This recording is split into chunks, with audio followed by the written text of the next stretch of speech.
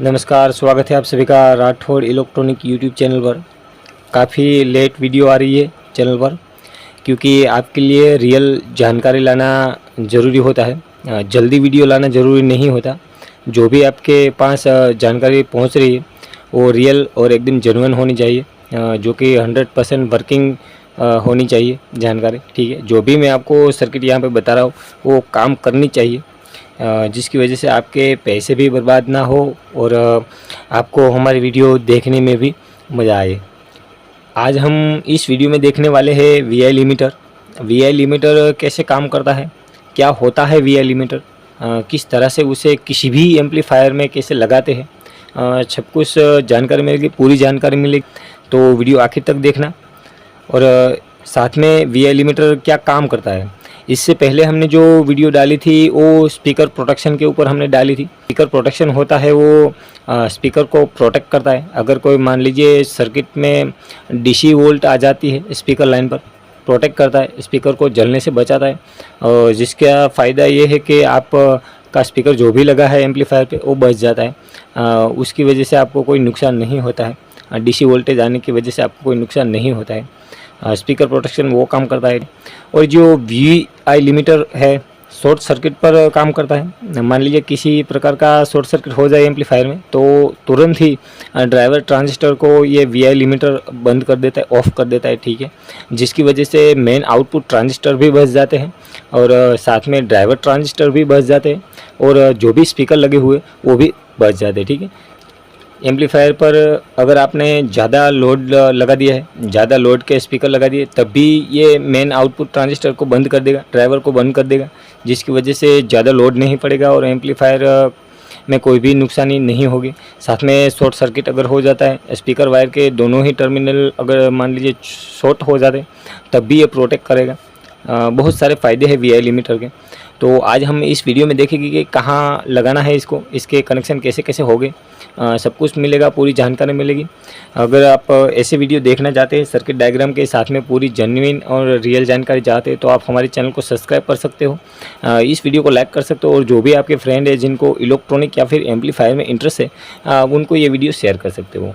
तो चलिए बिना कोई देर के वीडियो में आगे बढ़ते हैं। देखिए ये सर्किट जो है वो लगता है ड्राइवर ट्रांजिस्टर पर, ड्राइवर ट्रांजिस्टर के बेस पर लगता है। ठीक है, तो मैं यहाँ दो मेन आउटपुट ट्रांजिस्टर ड्रॉ करूँगा एम्पलीफायर के। ठीक है, उसके साथ में दो ड्राइवर ट्रांजिस्टर भी ड्रॉ करूँगा। ठीक है, चलिए उसे ड्रॉ करता हूँ, उसके बाद मैं आपको समझाता हूँ। देखिए मैंने ड्रॉ कर दिया है एम्पलीफायर का बोर्ड। ठीक है, ये दोनों मेन आउटपुट ट्रांजिस्टर है। यहाँ बहुत सारे आउटपुट ट्रांजिस्टर लगे होते हैं, 1 पेयर, 2 पेयर, 3 पेयर, 4 पेयर। ठीक है, मैंने यहाँ फ़िलहाल अभी आपको बताने के लिए सिर्फ एक ही पेयर ड्रॉ किया है। ये 2SC 5200 है और ये 1943 है। ठीक है, और ये दोनों ड्राइवर ट्रांजिस्टर है। देखिए अलग अलग बोर्ड में अलग अलग तरीके से लगा हुआ है, लेकिन मैंने सिर्फ आपको बताने के लिए ऐसा बनाया है जो कि ठीक ठाक है। ठीक है, अगर आपको एकदम परफेक्ट देखना है किस तरह से ड्राइवर बोर्ड होता है तो इसका जल्द ही सर्किट डायग्राम साथ में फुल वीडियो आएगी कि कहाँ पर कितने वोल्ट आती है।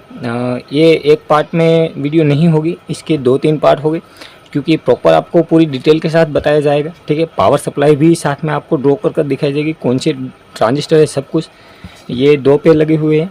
ठीक है, फिलहाल मैंने अभी यहाँ ये सिर्फ एक ही पेयर को ड्रॉ किया है और ये दोनों ड्राइवर ट्रांजिस्टर है, ये दोनों ड्राइवर ट्रांजिस्टर ये है। ठीक है, देखिए मैं इसके बेस कलेक्टर ईमीटर को लिख देता हूँ जिससे आपको समझने में आसानी हो। ठीक है, देखिए यहाँ पर कोई एरो नहीं है इसलिए इसका कलेक्टर है, ये इसका कलेक्टर है। कलेक्टर की जगह मैंने सी किया है, उसकी ऊपर से आप कलेक्टर लिख लेना। ठीक है, एरो है इसका अंदर एरो है, इसका मतलब ये PNP है और ये इसका ईमीटर है। ठीक है, ये इसका ईमीटर है, यहाँ पर ये इसका ईमीटर है। जहाँ एरो होगा वो ईमीटर होगा। ठीक है, एरो बाहर होगा तो NPN है और अंदर होगा तो PNP है। और ये इसका बेस है, बेस की जगह पर B है, ये इसका बेस है और ये इसका बेस है। ठीक है, जो भी एरो अंदर है वो पीएनपी है और एरो बाहर है वो एनपीएन है, ठीक है। यहाँ मैंने एक ट्रांजिस्टर के नंबर नहीं लिखे क्योंकि हमारा वीडियो में अभी ये मकसद नहीं है कि कौन सा ड्राइवर तेज है, कौन से ड्राइवर ट्रांजिस्टर है या फिर कौन से मेन आउटपुट ट्रांजिस्टर है। अभी हमें सिर्फ वीआई लिमिटर को ही देखना है और ये लगेगा इस दोनों ड्राइवर ट्रांजिस्टर के बेस पर। तो मैं धीरे धीरे ड्रॉ कर रहा हूँ और साथ में आपको समझाता भी हूँ, ठीक है। देखिए यहाँ मैंने दो ट्रांजिस्टर ड्रॉ किए। ये ट्रांजिस्टर पीएनपी है और ये एनपीएन है। इन दोनों के मैं नंबर लिख देता हूँ। पहले एन पीएनपी का लिखता हूँ मैं। यह है 2N5401। ये पीएनपी है, इसका एरो यहाँ से अंदर होगा, इसका एरो यहाँ से बाहर होगा। एनपीएन है और ये पीएनपी, ठीक है। इसका नंबर है 2N551, ठीक है। इसकी जगह पर ये जो जितने वैल्यू के हैं, ये ट्रांजिस्टर दोनों जितनी वैल्यू के हैं उतनी वैल्यू का देखकर आप लगा सकते हो, ठीक है। कोई रिक्वायरमेंट नहीं है कि यही ट्रांजिस्टर लगाना है। इसका बेस कलेक्टर इमीटर वोल्टेज देखकर आप लगा सकते हो, ठीक है। एनपीएन और पीएनपी ट्रांजिस्टर इस तरह से। और ये जो वीआई लिमिटर अभी मैं आपको जो बता रहा हूँ वो एनपीएन और पीएनपी ड्राइवर सेक्शन है उस पर ही काम करेगा। किसी और एनपीएन या फिर पीएनपी ड्राइवर पर नहीं काम करेगा, दोनों का कॉम्बिनेशन होगा उसी में काम करेगा। और ये जो ड्राइवर ट्रांजिस्टर है उसके बेस पर बायस वोल्टेज आगे जाके जुड़ जाती है।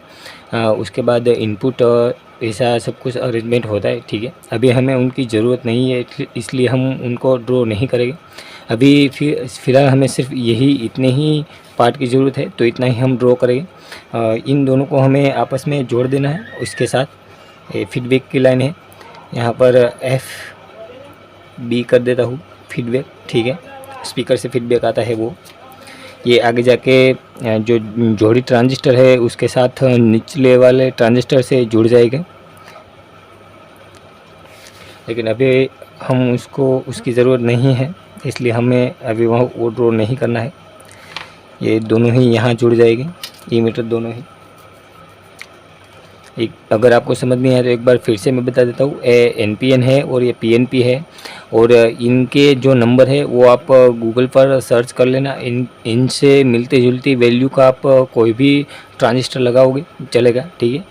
इससे मिलती जुलती वैल्यू होनी चाहिए, ठीक है। अब हम यहाँ एक डायोड लगाएंगे और एक डायोड यहाँ लगाएंगे, इससे बेस से इसके कलेक्टर पर और इससे बेस से इसके कलेक्टर पर, ठीक है। इस तरफ समझ लीजिए, इस तरफ माइनस वोल्टेज होगी और इस तरफ प्लस वोल्टेज होगी, ठीक है। इस तरह से काम करते हैं, ये माइनस वोल्टेज प्लस वोल्टेज और ये ग्राउंड, ठीक है, इस तरह से। तो इस ट्रांजिस्टर पर माइनस वोल्टेज आ रही होगी और इस पर प्लस वोल्टेज आ रही होगी। तो हमें जो यहाँ डायोड लगाने हैं वो भी उसी तरह से देख के लगाने हैं। चलिए मैं ड्रॉ कर लेता हूँ, तभी आपको समझ में आएगा किस तरह से लगेगी। इस तरह से यहाँ दो डायोड को लगाया है, पहला डायोड यहाँ है और दूसरा यहाँ। ये डायोड की प्लस साइड होती है और ये माइनस होती है। ये इसकी प्लस साइड होती है और ये इसकी ये इसकी माइनस होती है और ये इसकी प्लस साइड होती है, ठीक है। यहाँ थोड़ा उल्टा हो गया इस तरह से। और यहाँ एक पीएफ लगा है, एक पीएफ यहाँ लगा है इसके बेस और कलेक्टर के बीच में। देखिए मैं इसका बेस कलेक्टर इमीटर लिख देता हूँ, ये इसका इमीटर है, ठीक है। मैं पेन दूसरी यूज करता हूँ जिससे आपको ड्राइंग में दिखाई दे। इसका इमीटर है, ये इसका बेस है और ये इसका कलेक्टर है। ये इसका इमीटर है, ये बेस है और ये कलेक्टर है, ठीक है। इस डायोड का नंबर है 4148। मैं यहाँ इसका नंबर लिख देता हूँ 4148 4148, ठीक है। ये दोनों डायोड इस तरह से आपको लगाना है, इसकी माइनस साइड इस तरफ और प्लस साइड इस तरफ, इसी तरह दोनों लगाने हैं तभी ये कंडक्ट करेगी, ठीक है। फिलहाल आगे बढ़ते हैं ड्राइंग में। और यहाँ से ये आगे बायस पर जुड़ जाते हैं।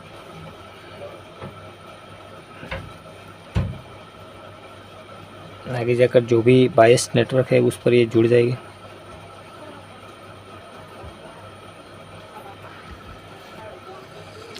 यहाँ जो पीएफ लगा है, दोनों पीएफ, उसकी वैल्यू भी ज़्यादा वैल्यू है। हम यहाँ अभी जो वैल्यू हम लिख रहे हैं वो 153 है, तो हम यहाँ इसकी जो वैल्यू है वो लिख देते हैं। ठीक है, पीएफ है ये।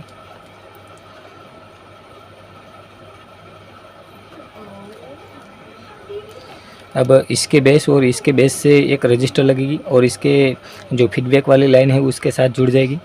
चलिए मैं ड्रॉ कर लेता हूँ। साथ में यहाँ से जो ये बेस का टर्मिनल वो आगे जाके यहाँ पर जुड़ जाएगा। वो वहाँ कैसे जुड़ेगा और किस तरह से वहाँ जुड़ेगा वो मैं आपको बताता हूँ। यहाँ पर दोनों रजिस्टर लगा दिए। ठीक है, इस रजिस्टर की वैल्यू है 220। यहाँ पर मैं इसकी वैल्यू को लिख देता हूँ, इधर लिख देता हूँ 220 ओहम। ओहम का साइन भी नीचे कर देता हूँ जिसकी वजह से आपको समझने में आसानी हो। और इस रजिस्टर की वैल्यू है 200, वो भी ओहम।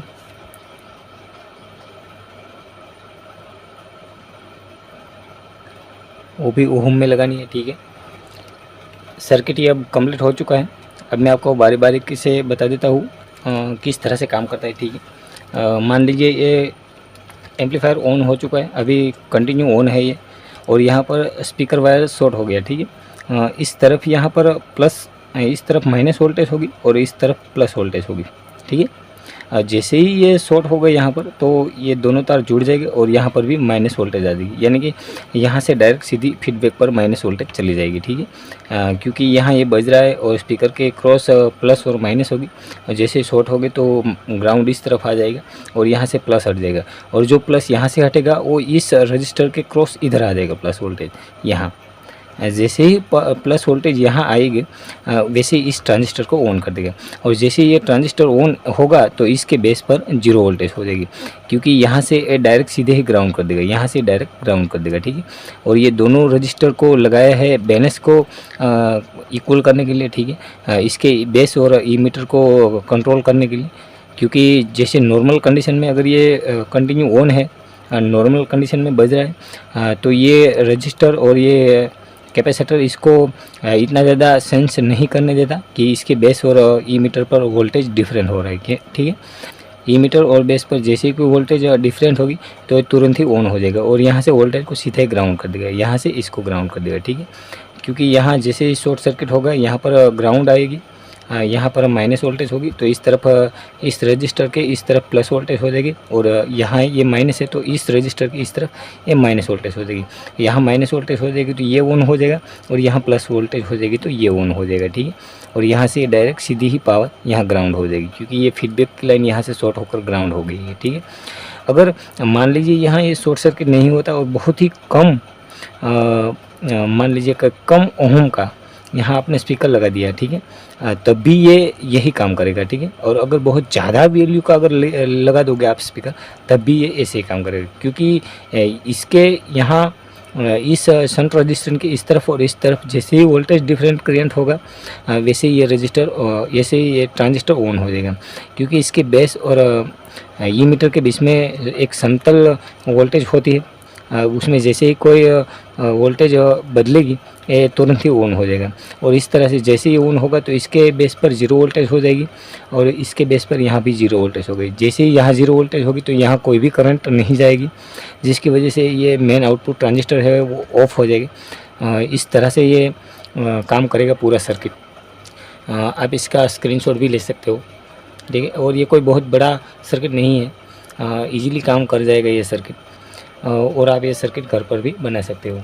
और इस सर्किट को हम इस बोर्ड पर भी ट्राई करेंगे। इसका फुल सर्किट वीडियो आने वाला है, सर्किट डायग्राम का वीडियो आने वाला है, कहाँ पर कितनी वोल्टेज आती है सब कुछ पूरी जानकारी मिलेगी। तब तक के लिए आप चैनल को सब्सक्राइब कर देना, इस वीडियो को लाइक कर देना और ज़्यादा से ज़्यादा शेयर कर देना। ठीक है, उम्मीद करता हूँ आपको वीडियो पसंद आई होगी। अगर वीडियो पसंद आए तो हमें सब्सक्राइब कर लेना। मिलते हैं किसी नेक्स्ट वीडियो में, तब तक के लिए bye bye and thank you for watching.